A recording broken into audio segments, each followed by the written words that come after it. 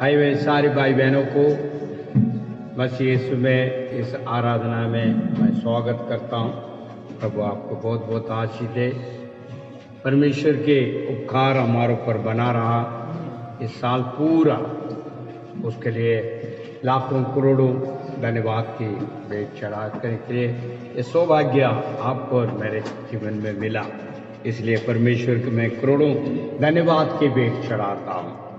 प्रत्येक हमारे कार्य को परमेश्वर ने इस साल संभाला, चाहे वो नौकरी हो, चाहे वो कारोबार हो, चाहे वो शरीर की कार्य जो चंगाइयाँ हैं, इस प्रकार तमाम पारिवारिक पढ़ाई, बिजनेस, हर चीज को ईश्वर ने हमें अनेक तरह की दया किया। इससे साल के अंत में हम पहुंचे, उसको उपकार बहुत बड़ा है। अगर नए साल में प्रवेश करने के पहले हमको कुछ बातें अपना हृदय के मनों के बारे में समझना अवश्य जरूर रहते हैं। सभी लोग नए साल का इंतजार करते हैं, नया नया नया। प्रत्येक मन में एक आशा होता है, एक खुशियाँ होती है, कोई चीज नई चीज है हमें प्राप्त हो जाए। चाहे हो सकता है वो बिजनेस हो, चाहे कुछ और चीजें, कोई नया चीज हमारे लिए प्राप्त हो। ये प्रत्येक मानव इसको चाहता है, मेरे लिए कोई नया चीजें मिल जाए। सो इस नए साल का अंदर आपकी जो है, जो भरोसा है नया कार्य के लिए, वो परमेश्वर पूरा करने के लिए तत्पर खड़ा, क्योंकि परमेश्वर ने स्वयं कहा मैं नए कार्य करूंगा, वो तेरे जीवन में उत्पन्न होगा। हालेलुया। सो इस नए साल के जाने के पहले हमारे पुराने बातें, पुराना कार्य को हमने हटाना है। यीशु ने कहा पुराना में दागरस जो है नया डाला नहीं जाएगा, नया में नया दागरस चाहिए। क्योंकि जो है परमेश्वर यीशु ने स्वयं कहा यदि अगर डाला जाए वो पट जाएगा, यीशु ने स्वयं कहा। इसलिए पुराने बातें, पुराना कार्य हमको जो है हटा के नए साल का अंदर हमको जो है नव बनकर, नया बनकर आगे बढ़ना है, जो नए साल को जो है हम प्राप्त कर सकें, सुंदरता कर सकें। नए साल का अंदर हमारा अरमान, हमारा जो है आशा, वो सब कुछ पूरा हो। हालेलुया। सो आज मैं आपके बीच में एक शुद्धिकरण के संदेश को लेकर आ रहा हूं, जो बहुत ही अवश्य विश्वासी जन की जरूरत है। ये शुद्धिकरण यदि हो जाते हैं तो नए साल का अंदर आप जरूर प्रभु की ओर से आप आशीष को प्राप्त कर सकते हैं, जो आपकी मनोरथ है। परमेश्वर ने वायदा किया है भजन संगीता में, तेरे मनोरथ पूरा होगा। हालेलुया। क्योंकि परमेश्वर स्वयं अपने जो है दासों को द्वारा भजन संगीता में इस बात को कहा। दूसरी बात, जब पौलुस इस बात को कुरिन्थियों में कहता है, जब परमेश्वर यीशु मसीह में यदि आप आ जाते हैं, जो आपका नया सृष्टि हो जाते हैं, पुराने बातें वो बीत गया, नया हो गया। आज मैं चाहता हूं इस पुराना साल में जो हमारे अंदर जितनी भी अन्य ज्ञान के द्वारा जो हमारे हृदयों में भरी पड़ी है पुरानी बातें, वो अड़ जाए, ताकि नए साल में नया रीति से हम शुरुआत कर सकें। हमें इसलिए शुद्धिकरण इस संदेश का विषय है।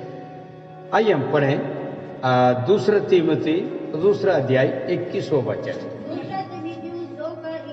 जी, पेज नंबर 258। अतः यदि कोई अपने को इन बातों से शुद्ध रखे देखिए यहाँ पर पौलुस सभा के लिए लिख रहा है, कलीसिया के लिए।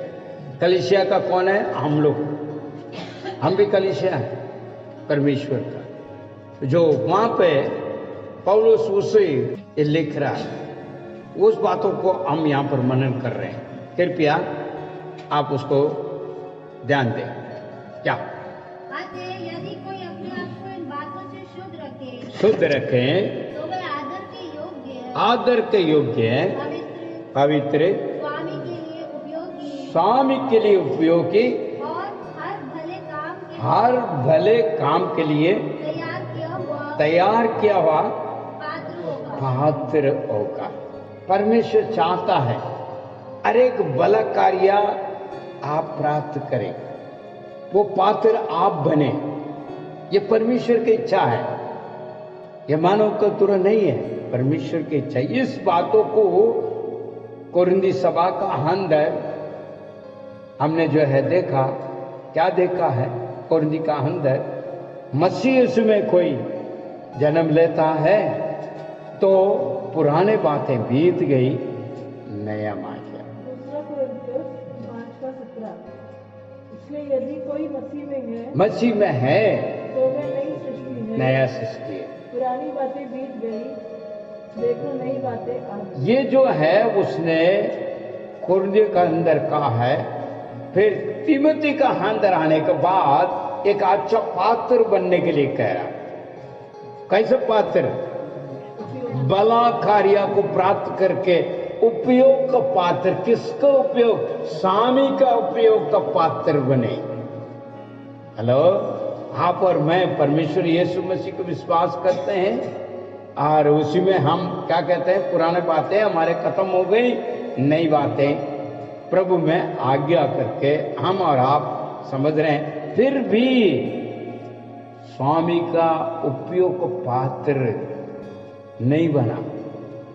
कई लोग का अंदर वो पात्र नहीं है, उस प्रकार उपयोग का पात्र नहीं है, और जो भला प्राप्त करने वाला पात्र नहीं है, ना परमेश्वर के उपयोग का पात्र है। मगर हम क्या कहते हैं? परमेश्वर यीशु मसीह को मैंने ग्रहण किया, मसीह यीशु में मैं चल रहा हूं, तो हम अपने आप को समझ रहे हैं हम उपयोग को पात्र हैं। मगर यह वह पौलुस जो तिमोथी के कहते समय इस प्रकार कह रहा है। क्या कह रहा है? बार बार उसको पढ़िए, दोबारा पढ़िए। यदि कोई अपने को देखिए यहाँ पर अपने को, दूसरों को नहीं, अपने को। अतः यदि कोई अपने को इन बातों से शुद्ध रखे, इन बातों में से शुद्ध रखे। इन बात क्या है? परमेश्वर की वार्ता, वचन, इन बातों में शुद्ध रखे, दो वे आदर के योग्य, दो आदर के योग्य। देखिए जरा ध्यान से आपको इसको समझने का प्रयास करिए। यदि हम इन बातों पे और आदर का योग्य है, ऐसा नहीं, परमेश्वर आपको और मुझे बुलाया आदर का योग्य पात्र बनने के लिए। आदर का योग्य हम मसीह यीशु में, मगर हम खो बैठे हैं, इसलिए हम अपने आप को नहीं पहचान पा रहे हैं। बीते हुए मैंने 6 भाग जो है बुलावट के बारे में बताया, उस बुलावट को भी हम नहीं समझ पा रहे हैं। मगर हम एक अच्छे आदर के योग्य पात्र है उस परमेश्वर के लिए, मगर उपयोग में नहीं आ रहे। भला भी हमारे अंदर ऊपर नहीं हो पाती है प्राप्त करने के लिए। उस पात्र में खाली पड़ी हुई है, इस्तेमाल नहीं हो पा रहे। तिमोथी उसके पौलुस कहता है तो एक ऐसे पात्र है, आदर का योग्य पात्र है। ये इस बात को आप और मैं समझना है।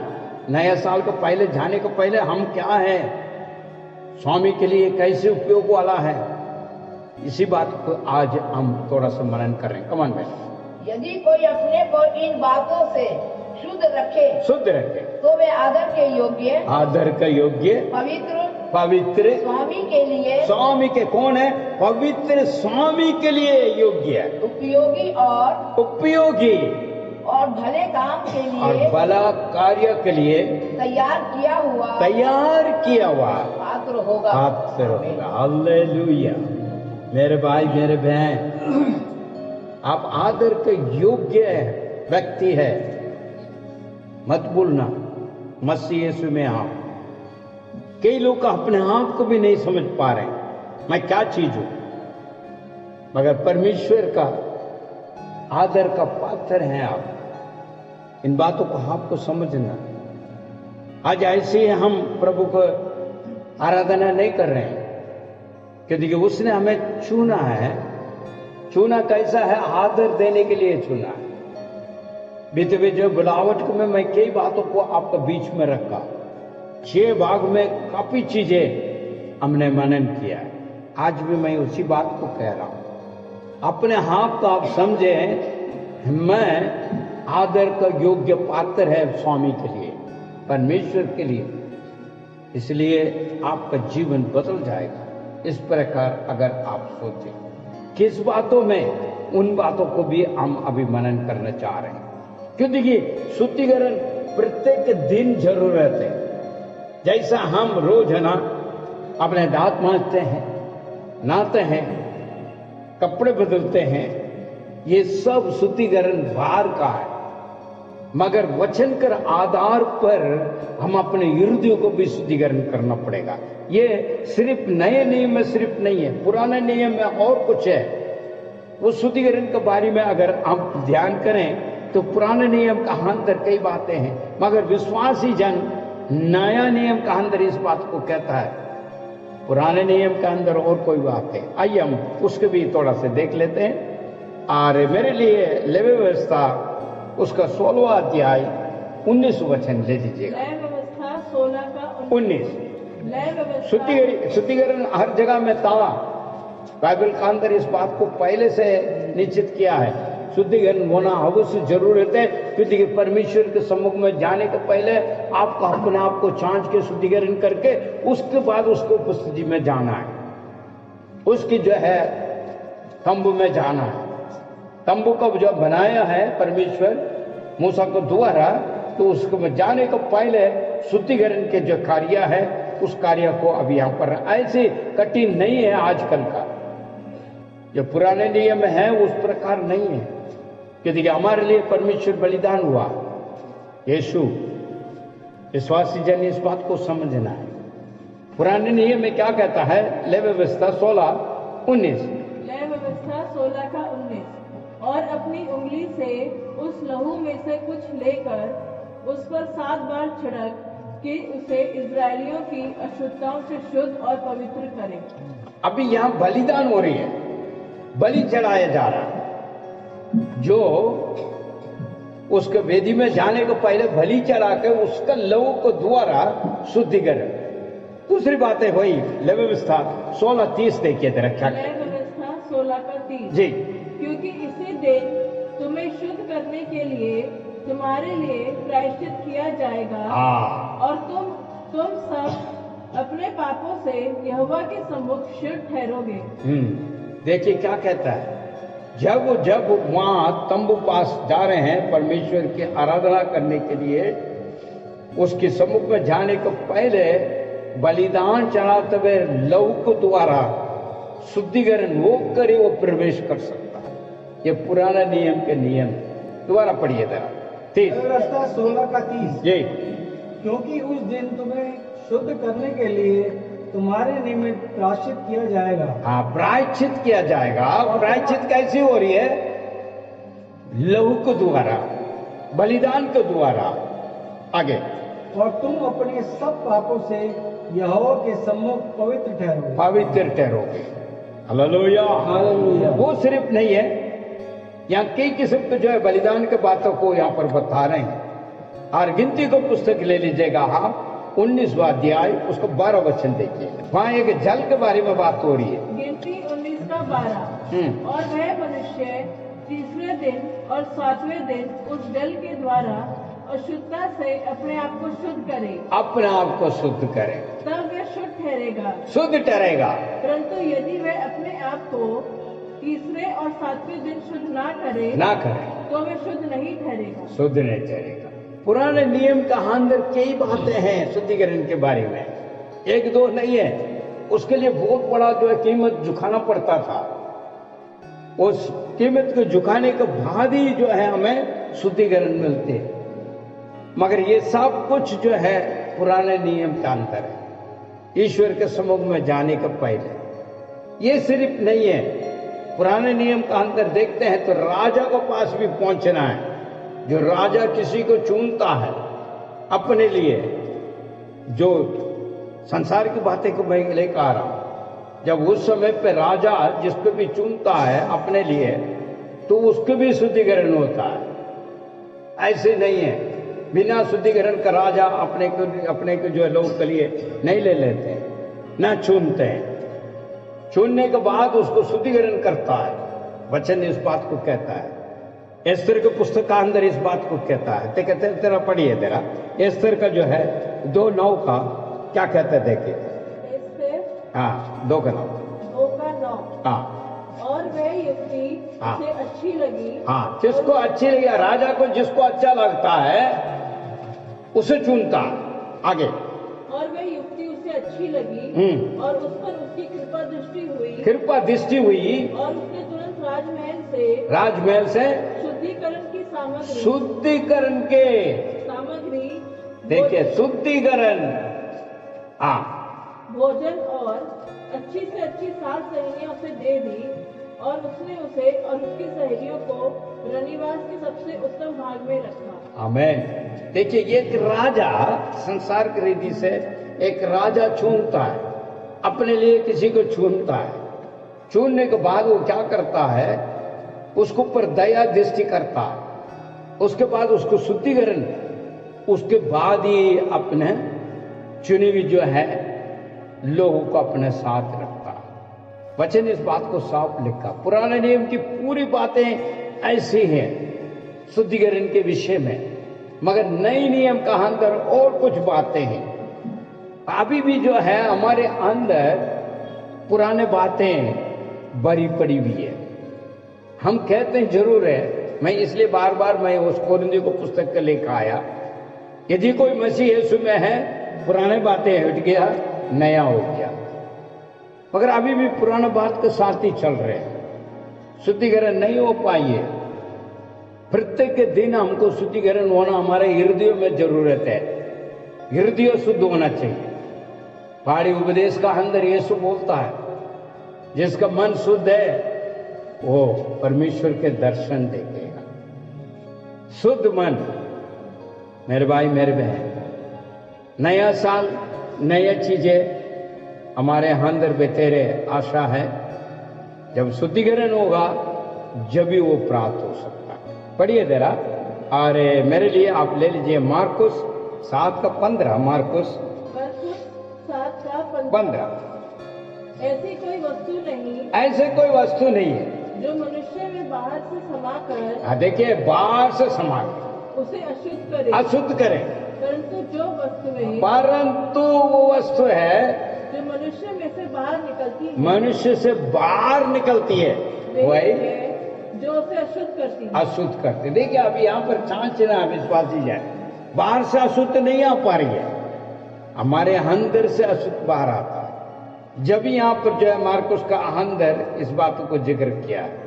और वहां पर देखिए 15 का 7 का 20 से लेके 23 तक देखिए, वो कैसे चीजें हैं अंदर। मार्कुस 7 का 20 से 23। फिर उसने कहा, जो मनुष्य में से निकलता है, मनुष्य से निकलता है, वही मनुष्य को अशुद्ध करता है। क्योंकि भीतर से कहां से? अंदर से, हृदय का अंदर से, अर्थात मनुष्य के मन से, मनुष्य का मन से कुविचार, क्या विचार? कुविचार, व्यभिचार, चोरी, हत्या, पर स्त्री गमन, लोभ और दुष्टता के काम तथा छल, कामुकता, ईर्ष्या, निंदा, अहंकार और मूर्खता निकलती है। इतनी चीजें जो है अंदर से निकलती है, बाहर से नहीं आया। ये सब बुराइयां भीतर से निकलती है और मनुष्य को अशुद्ध करती है। क्या करते हैं? अशुद्ध करती है। इसीलिए आपको और मुझे हृदय का अंदर शुद्धिकरण चाहिए। अभी शुद्धिकरण की जरूरत है कि नहीं? हेलो, अभी आपका हृदय क्या शुद्ध है? चाच कितने लोग हमारे साथ में मिलकर बोल रहे हैं शुद्धिकरण जरूरत है? Hallelujah, hallelujah. शुद्धिकरण जरूरत है, इसीलिए आज शुद्धिकरण के लिए यह विषय लेकर आया। बाहर से नहीं आ रहा, अंदर से।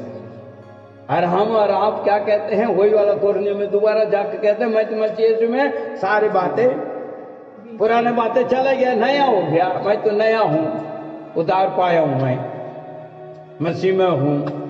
और आराधना कर रहे हैं, अच्छे गीत भी गा रहे हैं, अच्छी प्रार्थना भी कर रहे हैं, अच्छी संदेश भी दे देते हैं, मगर अंदर देखो ना, ये चीजें सब जो है अशुद्ध करता है मनुष्य का। इस अशुद्ध के साथ ही अगर आप प्रवेश करोगे नए साल के अंदर, कौन सा आशीष को प्राप्त कर लोगे? हेलो, आप मेरे साथ हैं क्या? क्या प्राप्त कर पाएंगे? पुराने बातें तो अटी नहीं है, अंदर से जो बाहर आते रह रहा है। जब यहां शुद्धिकरण होगा जब भी तो परमेश्वर कार्य कर सकता है। वचन क्या कहता है देखिए जरा से, इस नए साल का अंदर जाने के पहले आपको क्या करना चाहिए? इब्रानी 9वां अध्याय 14 वचन। इब्रानियों 9:14 जी।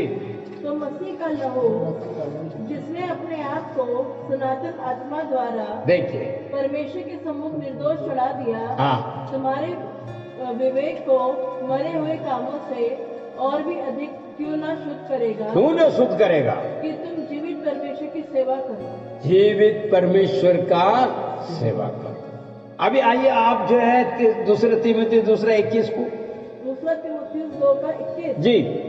अतः यदि कोई अपने आप को इन बातों से शुद्ध रखे तो वे आदर के योग्य, पवित्र, स्वामी के लिए उपयोगी और हर भले काम के लिए तैयार किया हुआ पात्र होगा। आमेन। अभी वही वाली जो है इब्रानी 9:14। इब्रानी 9:14 वचन। तो मसीह का लहू जिसने अपने आप को सनातन आत्मा द्वारा परमेश्वर के सम्मुख निर्दोष चढ़ा दिया, तुम्हारे विवेक को मरे हुए कामों से, विवेक को मरे हुए काम से और भी अधिक क्यों ना शुद्ध करेगा? क्यों ना शुद्ध करेगा? कि तुम जीवित परमेश्वर की सेवा करो। जीवित परमेश्वर की सेवा करो। परमेश्वर आपको जो है सेवा के लिए, उसके नाम की महिमा का गवाही के लिए चुना हुआ, आदर किया है, स्वामी के उपयोग का पात्र बने। इसलिए इन बातों को यहां पर कहता है, क्योंकि जो है पुराने नियम हम देखते हैं लहू को द्वारा, मगर नए नियम का अंदर यीशु के लहू हमें सारे पापों को धो के शुद्धि करता है। पुराने नियम में ऐसी बात नहीं थी। भजन संगीता का जो है दाऊद इस प्रकार का प्रार्थना कर रहा है। भजन संगीता 51 में क्या कहता है? 1-2 को पढ़िए आप। भजन संगीता 51 का 1 और 2 जी, पेज नंबर 633। जी जी जी। हे परमेश्वर, हाँ, अपनी करुणा के अनुसार मुझ पर अनुग्रह कर। तेरी करुणा का अनुसार मुझ पर अनुग्रह कर। अपनी बड़ी दया के अनुसार मेरे अपराधों को मिटा दे। मेरे अपराधों को मिटा डाल। मेरे अधर्मों से, मेरे अधर्म से मुझे पूर्णतः धो दे। पूरा धो दे और मेरे पाप से मुझे शुद्ध कर। मेरे पाप से मुझे शुद्ध कर। ये दाऊद इस प्रकार प्रार्थना कर रहा है। मेरे भाई मेरे बहन, आपका अपराध, आपका जो अधर्म, नाज्ञाकारी अशुद्ध करता है आपके हृदय को, परमेश्वर का काम करने नहीं देता। बाहर हम कितने भी कह लें, अपने हृदय के विवेक को हम टटोल के देखना अवश्य जरूरत है। हमारा हरेक जो है गलतियां, हरेक अपराध, नाज्ञाकारियां, यह हमारा आशीष को रुकावट है। अशुद्ध के ऊपर अशुद्ध और बढ़ जा रहा है, इसलिए शुद्धिकरण जरूरत है। दाऊद इस प्रकार कह रहा है, मेरा अधर्म हर बातों को मुझसे हटाइए, शुद्ध कर दीजिए ताकि मैं शुद्ध हो जाऊं। उसी में 7 को पढ़िए था 51:7। जूते से मुझे शुद्ध कर तो मैं पवित्र हो जाऊं, मुझे दो और मैं हिम से भी अधिक श्वेत बनूंगा। हर दिन हमने अपने हृदय को जांच के उस महान परमेश्वर के सम्मुख में शुद्धिकरण के लिए प्रार्थना करना अवश्य जरूरत है। हालेलुया। यहाँ पर इसलिए जो है दाऊद उस बात को कह रहा है, मेरा अधर्म क्षमा हो जाए, तू मुझे शुद्धिकरण करे ताकि मैं अच्छे पात्र बनूं, एक अच्छी पात्र आपके लिए बनूं। परमेश्वर की जो संतान बनकर हम बैठे हैं तो हमारा हृदय शुद्धिकरण होना अवश्य जरूरत है। इस नई साल का अंदर परमेश्वर की ओर से आत्मिक हृदय से अभिषेक, आत्मिक हृदय से वरदान को यदि आप प्राप्त करना तो अपने हृदयों को आपको शुद्धिकरण होना जरूरी है। जब भी परमेश्वर की जो है अनुग्रह तुम्हारा अंदर आ सकता है। मेरे भाई मेरे बहन, आप अपने आप को जांच के देखिए, जो पुराने बातें आपके अंदर हैं जो हमेशा जो है उलझन में लेकर आ जाता है, वो आशीष को रुकावट है। जो आप चाह रहे हैं वो उसको रुकावट है। परमेश्वर तो देने के लिए तैयार है, मगर रुकावट क्या है वो देखना है। जैसे अब भविष्यवाणी पुस्तक का अंदर इस बात को साफ शब्द में लिखा है 59, तुम्हारा और ईश्वर का बीच में वो दीवार है। वो दीवार क्या है? रुकावट बनने के लिए अधर्म, अशुद्ध, ये सारी चीजें आशीष को रुकावट का कारण बन रहा है। मेरे भाई मेरे बहन, ध्यान रखें ताकि इस नई साल में परमेश्वर आपके लिए बहुत बड़ा वरदानों को रखा हुआ, जो उसे कोई पैसे से, धन दौलत से नहीं कमा सकता। ईश्वरीय वरदान जो आपके लिए तोहफे के तौर पर रखा है नया साल में, मगर आप प्राप्त करना है तो पहले अपने हृदय को छांच के शुद्ध करके उसके बाद नया साल में नया अभिषेक प्रभु तू मुझे दे बोलेगा तो वो जरूर प्राप्त करवाएगा, जरूर करेगा, क्योंकि वो आदर का योग्य पात्र बनाना चाहता है। जो आप स्मार हो और सारे भली कार्य आप प्राप्त करें, जो आपके जरूरतमंद है, परमेश्वर का हर चीज है, स्वामी के योग्य पात्र बनने के लिए आपको चुना गया। इस नए साल में परमेश्वर का वचन हम लेने जा रहे हैं, फायदा वचन। नया साल में क्या होगा मेरा प्रभु मेरे लिए क्या वचन देगा, फायदा वचन क्या होगा, इंतजार में। मगर पहले, सबसे पहले अपने हृदय को जांच के शुद्धिकरण करें, जब भी जो है आप और मैं उसको प्राप्त कर सकता। याकूब ने इस प्रकार जो है कहा भी है, उसी प्रकार दाऊद ने इस प्रकार कहा है, इब्राहिम ने इस प्रकार कहा है, इसहाक ने इस प्रकार कहा है। सभी शुद्धिकरण के लिए चलता रहा। क्यों ना हम भी ऐसे शुद्धिकरण करें। नया साल में परमेश्वर हमारे लिए भरपूर काम पूरा हो, जो रुकावट है वो दूर हो जाए, ताकि हम नया साल में ये पुराना बातों को हटाते हुए नई रीति से प्रवेश करें और ताजा अभिषेक के साथ आगे बढ़ने पाएं। आइए एक और वचन पढ़ते हैं, और प्रेरितों का काम उसके 9 अध्याय 15 वचन। जी, पेज नंबर 148। परंतु प्रभु ने उससे कहा, चला जा, क्योंकि वह तो गैर यहूदियों, राजाओं और इस्राएलियों के सामने मेरा नाम प्रकट करने के लिए मेरा चुना हुआ पात्र है। देखिए यहाँ वो जो शाऊल है, प्रेरित के काम का अंदर देखते, शाऊल पहले कलीसिया को पूरी जो है सताया गया और उनको मारा पीटा सब कुछ करा था, प्रभु के लोगों को वो दुष्ट बना था शाऊल। उसके बाद उसको पौलुस बना दिया।